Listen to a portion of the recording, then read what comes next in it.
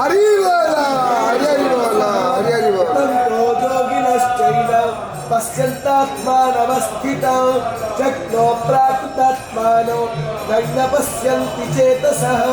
गदादित्वं गतं तेजो जगद्भासयतेऽखिलं यच्छं रामसि यच्चाग्नो तत्तेजो विद्धि मामगौ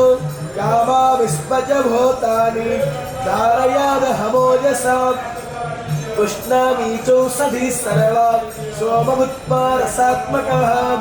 अहं वैश्वानरो भूत्वा प्राणिनं देहमाश्रितः प्राणपानः समायुक्ता पचमन्यं चतुर्विधौ सर्वश्च चाहं हृदि सन्निविष्टो मतस्पतिज्ञानपपोहनं च वेदैश्च सर्वैरहमेव विद्यो वेदान्तकृद्वेदविदेद चाहो द्वावैमो पुरुषो लोके क्षरश्चाक्षर एव च क्षरः सर्वाणि भूतानि कुतस्तोऽक्षर उच्यते